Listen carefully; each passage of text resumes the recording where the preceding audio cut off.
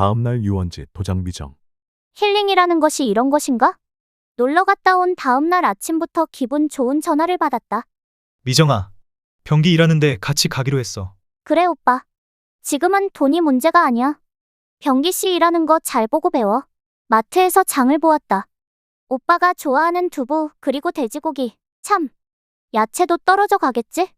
매운 고추, 파, 양파, 그리고 쌀은 아직 한 달은 먹을 수 있겠고. 그리고 또 필요한 게 뭐 있을까? 집에 가서 오빠한테 물어보자.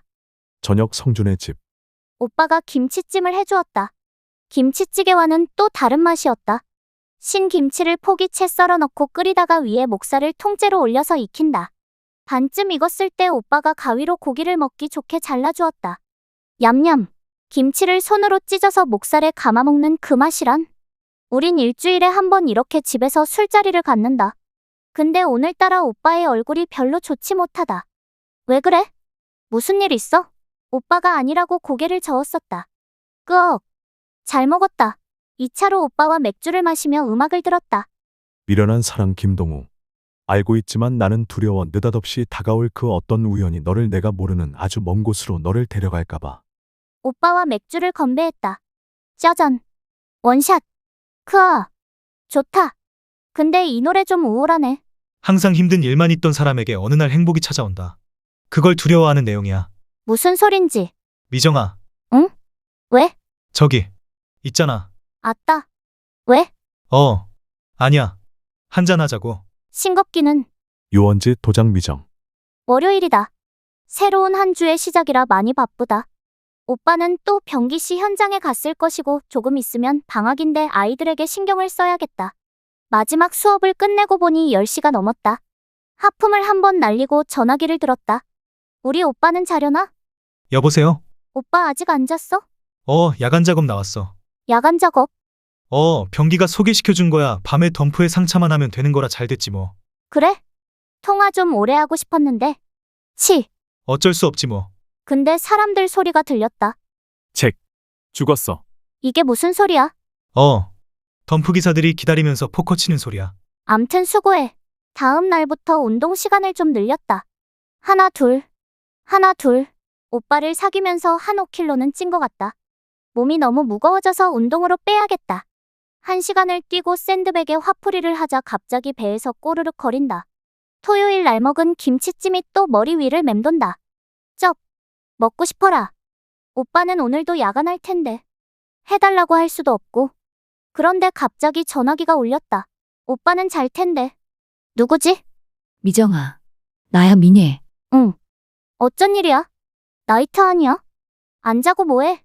저기 미정아. 근데 말을 해 이년아. 듣고 있던 나는 눈을 번쩍 떴다. 평촌 렌터카 성준. 평일이라 그런지 대리가 거의 들어오지 않았다. 렌터카 직원들은 오늘도 포커 판을 벌리고 있다. 시계를 보며 한숨을 쉬는데 경구가 빙긋 웃으며 물었다. 너도 한 판 안 할래? 그냥 고개를 저었다. 하고 싶어도 돈도 없다. 방세가 지금 2달이나 밀린 놈이 포커를 치냐? 미쳤지. 이제 3일만 지나면 나는 끝장이다. 돼지 저금통 다 털어봐도 5만 원이나 모자라다. 한 달치라도 마련해서 집주인에게 사정해봐야겠다. 성준아, 코리아 3본인데 고총까지 2만 원이야. 벌떡 일어나 차 키를 챙겼다. 드디어 일이다. 문을 열고 뛰어나가던 나는 숨이 멎는 줄 알았다. 미정이가 아주 무서운 얼굴로 앞에 서 있었다. 옆에는 미네 씨가 같이 서 있었다.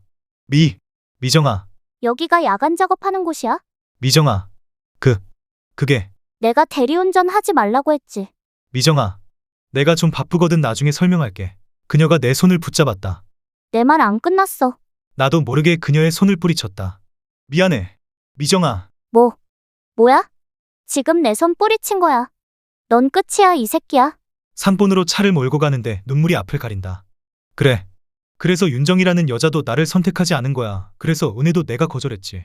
쓸데없는 자존심의 선생질도 때려치우고 여자들한테 피해만 끼치는 나는 쓰레기일 뿐이야. 내가 아니어도 부족한 것도 없이 사는 여자에게 또다시 상처를 주고 말았어. 넌 그냥 돼줘야 돼. 술집 여자 둘을 태우고 고촌으로 향했다. 무엇이 좋은지 두 여자는 계속 수다를 떨며 깔깔거린다. 너희 둘은 뭐가 그렇게 즐거우니? 나는 오늘 다시 혼자가 되었는데 말이야. 고촌에서 두 여자를 내려주는데 10,000원짜리 한 장을 내밀었다. 저기요. 2만 원이라고 약속하셨잖아요. 그럼 신고하던가. 10,000원짜리 한 장을 들고 손을 부들부들 떨었다. 콜은 불법이다. 재수가 없으려니까. 성준아, 너 고천이지? 선병원 앞에 대리운전 들어왔거든. 산본에 데려다주고 3만 원 받아. 차를 주차시키고 선병원까지 열심히 뛰었다. 그렇게 남자 손님들을 3본 5단지에 태워주고 3만 원을 받아 챙겼다. 버스도 지하철도 모두 끊긴 한밤중이다. 돈을 아끼려고 걸었다. 1시간을 걸어서 군포역 앞에 도착했다. 난 이제 어디로 가야 하나? 사랑하는 사람도 가족도 모두 잃고 떠도는 집시 같다. 조금만 내려가면 엄마 집인데 나는 왜 엄마 집에 갈 수 없는 것일까? 엄마 말을 들었어야 하는 걸까? 꿈이었던 선생도 요리사도 이젠 모두 물거품처럼 사라졌으니 내가 무슨 낯짝으로 엄마 집에 웃으며 갈 수 있을까? 집 앞에 거의 도착했는데 24시간 해장국집이 보인다. 우거지가 듬뿍 담긴 해장국이 떠오르자 꼬르륵하고 배에서 소리가 났다. 주머니에 오늘 벌은 4만 원이 있었지만 참아야 한다. 돈을 움켜쥐고 집으로 향했다. 집으로 돌아온 난 기겁을 했다. 배를 갈라놓은 돼지 저금통이 없어졌다. 도둑이 들은 것일까? 이런 18, 벼룩이 똥구녕에서 콩나물을 빼먹지. 돼지 저금통은 침대 맡에 있었다. 분명히 테이블에 배를 갈라놓았는데 흔들어 보니 돈은 그대로 있다. 그리고 배를 갈라놓은 부분에는 테이프로 붙여놓았다. 그리고 옆에 있는 쪽지 하나. 쪽지를 읽는데 눈물이 계속 흘렀다. 아, 유원지 도장 미정. 얌얌. 양 1마리, 양 2마리, 얌얌. 양고기가 맛있네. 양을 한 100마리 잡아먹고 있는데 갑자기 양이 모두 도망갔다. 따르릉. 뭐야? 양이 모두 도망갔잖아. 얌얌, 여보세요? 전화를 했으면 말을 해라. 이 멍청아. 근데 갑자기 구슬픈 노랫소리가 들렸다. 고달픈 삶의 길에 당신은 선물인걸. 내 생이 이처럼 아름다운 날 또다시 올 수 있을까요? 자식. 울기는. 이제 들어온 거야? 이 화상이 대답은 안 하고 계속 노래를 불렀다. 내 생이 이처럼 아름다운 날 또다시 올 수 있을까요? 양 100마리보다 낫네. 노래도 다 듣기 전에 잠이 들어버렸다. 방새가 없으면 없다고 말을 하라고. 이 멍청아. 꼴에 남자라고 가오 잡지 말고 3달치 미리 냈으니까. 돼지 잡다가 걸리면 돼진다. 배고플 텐데 해장국이라도 한 그릇 사 먹어. 그리고 푹 자고 내일 도장으로 튀어온다. 오케이. 유원지 도장 성준. 미정이가 보글보글 끓고 있는 라면을 담아 내게로 가져왔다. 라면을 보니 한숨이 나왔다. 먹어. 뭐해? 제사 지내? 아니, 이게 라면 국인가 탕인가 구분이 안 가서. 에이 진짜. 오빠는 뭐든지 다 잘하냐? 먹기 싫으면 관둬. 그녀를 밀어내고 라면을 먹었다. 하여간 음식은 진짜 못해. 미정이가 연습장을 들고 왔다. 자. 먹으면서 들어. 이제부터 통장 관리는 내가 한다. 한 달 방세가 30만 원에. 또. 나 같은 놈한테 왜 잘해주냐? 그럼 오빠는 왜 나한테 죽 갖다 주고 그랬냐? 그냥 내 가슴이 시키는 대로 한 것뿐이야. 내 가슴은 뭐 내 가슴하고 다르냐? 내 가슴은 크지만 내 가슴은 평평하잖아. 꼭 그렇게 매를 벌어. 방세랑 공과금은 내가 정리할 테니까 오빠는 기술 배우는데 집중해. 돈 생각하지 말고. 이 여자 정말 뭐지? 그녀가 빙긋 웃으며 말했다. 그렇게 좋아할 건 없어. 어쩌면 내가 제일 나쁜 년일 수도 있어. 꽃뱀도 하수, 중수, 고수가 있어. 하수는 뜯어먹으려다가 지가 뜯어먹히는 병신이고 중수는 이놈 저놈 뜯어먹고 다니는 년이고 그럼 고수는? 그녀가 내 볼을 만지며 말했다. 넌 평생 나한테 돈 벌어다 바쳐야 돼. 국물을 마시다가 뿜었다. 풋. 아따. 라면 더럽게 맛없네. 나 그만 간다. 사무실 문을 열고 나가며 말했다. 이따가 집으로 와라. 같이 라면에 소주 한잔 하자. 도망치듯 미정의 도장을 빠져나오며 이를 악물었다. 그동안 포클레인을 노가다라고 무시하고 깔봤던 내가 한없이 부끄러워진다. 미정아. 정말 고마워. 너 없었으면 난 아직도 못 깨달았을 거야. 일이 잘 풀리려고 그러는 걸까? 병기에게서 다시 반가운 소식이 왔다. 성준아, 군포 택지에서 기사를 구한다. 단순 상차만 하면 되니까 갈래? 그래. 내 친구, 내 여자친구가 이렇게까지 해주는데. 오늘부터 난간과 자존심을 집에 놔두고 다닌다. 어제 유원지 도장 미정. 도장으로 돌아온 나는 샌드백에 화풀이를 했다. 입만 열면 거짓말이지. 퍽. 말도 되지게 안 들어. 퍽. 샌드백을 치다가 지쳐 도장바닥에 대 자로 뻗어버렸다. 헉. 헉. 휴. 미정아, 내 주변 사람이 이해가 가지 않는 행동을 하면 그 사람이 왜 그럴 수밖에 없었는지 이유를 알아보고 냉철하게 판단을 해라. 벌떡 일어나 무릎을 꿇고 눈을 감았다. 대리운전을 한다? 왜 하지? 돈이 필요했겠지. 왜 돈이 필요하지? 내가 공과금이랑 요리재료 다 사다 줬는데? 벌떡 일어났다. 도장봉고차를 몰고 미친 듯이 군포로 날아갔다. 도중에 오빠 친구인 성우 씨에게 전화를 했다. 네, 공공학원입니다. 성우 씨 저 미정인데요. 미정 씨가 어쩐 일이세요? 성준의 집, 미정. 아무도 없는 오빠의 집을 문을 열고 들어갔다. 제일 먼저 눈에 띈 것은 식탁 위에 놓인 배가 갈린 돼지 저금통이었다. 달력을 보는데 7일에 동그라미가 그려져 있다. 성우 씨 우리 오빠가 강사하다가 왜 그만둔 거예요? 그렇게 실력이 없어요? 미정 씨가 잘못 알고 계신데요. 성준이는 실력이 없는 게 아니라 자존심이 세서 그래요. 세워라 내워라 가르치는 거 말이에요? 학원은 입시 위주이고 자본주의가 대세죠. 못 따라오는 애들이 있어도 학원은 돈만 벌면 그만이니까요. 근데 성준이는 그 아이들을 다 일일이 가르치려고 들었거든요. 오빠의 책장을 뒤져보다가 눈에 띄는 연습장이 보였다. 불에 조금 그슬렸지만 읽을 수는 있을 것 같다. 운수 좋은 날에서 돈보다 가족의 소중함을 그림 그려주어라. 가난한 날의 행복에서는 왕후의 밥, 거린의 찬이라는 말이 나온다. 가난하고 능력 없는 남편이지만 아내를 위하는 모습을 그림 그려주어라. 이순신 장군의 시조를 가르칠 땐 그가 왜 한산도 통제형에서 고민을 했는지 그의 인간적인 모습을 그림 그려주어라. 이순신이 얼마나 백성을 사랑했는지 깨닫게 해주어라.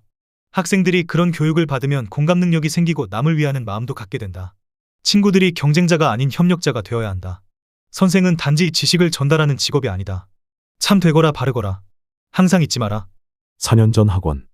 성준은 심각한 표정으로 상황실에 앉아 있다. 그의 친구 실장인 성호도 한숨만 내쉰다. 이미 학부모들에게 봉변을 당한 성준은 포기하고 학원 방침을 따르기로 한다. 성준아, 이번이 마지막이다. 성준은 쓴 웃음을 지으며 끄덕인다.